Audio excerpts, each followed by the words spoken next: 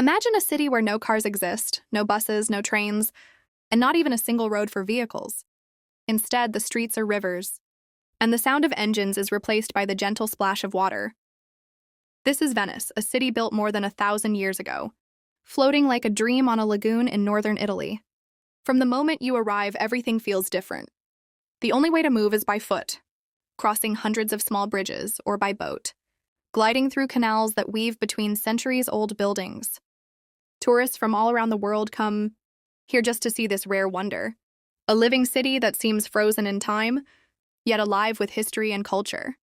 Venice is not just unique because of its beauty. It is unique because it has survived without roads, without the modern chaos of cars, and has instead embraced water as its lifeline. The story of Venice begins more than 1,500 years ago, during a time of war and chaos. When barbarian tribes invaded northern Italy after the fall of the Roman Empire, frightened villagers fled from the mainland and found refuge on tiny islands, scattered across the Venetian lagoon. These islands were small, swampy, and difficult to reach, but they offered safety. No enemy army could easily cross the shallow waters, and the tides acted as a natural defense. The people built wooden huts, then churches, and slowly, they turned the muddy islands into a community. What began as a place of survival became a thriving settlement. By the 9th century, Venice had grown into a strong maritime power, trading salt, fish, and goods across the Adriatic Sea. From fear and exile, a new city was born, a city unlike any other, rising out of the water. Why does Venice have no roads? The answer lies in the land itself. Venice was never built on solid ground. It rose from more than 100 tiny islands, surrounded by shallow water and mud. The early Venetians knew they could not lay down roads like in other cities, so they invented a different solution.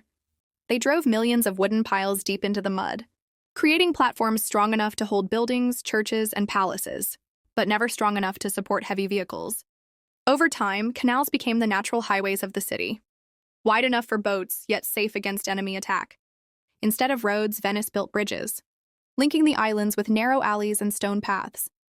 Even today, these alleys are so small that two people sometimes struggle to pass each other.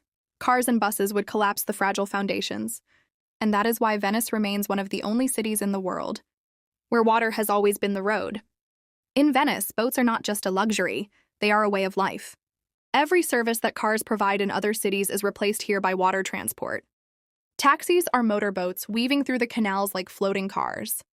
The ambulance rushes through the Grand Canal with flashing blue lights, not wheels. Even the garbage truck becomes a boat, collecting waste from doorsteps along the water. And of course, the most famous of all is the gondola. Once used by noble families as private transport, today the gondola is mostly for tourists, gliding under stone bridges with the sound of oars cutting through the water. But beyond the romance, Venice's transport system is a constant challenge. Deliveries must be carried by boat, then hauled by hand through narrow alleys. Construction workers transport bricks and cement the same way. Life here moves slower, but it also feels timeless. A daily reminder that this city was built on water, and water will always be its lifeline. Life in Venice is beautiful, but it is not easy. Without cars or trucks, every delivery must pass through water or be carried by hand. Imagine moving into a new home. Your furniture arrives on a boat. Then workers must push it through narrow alleys with carts.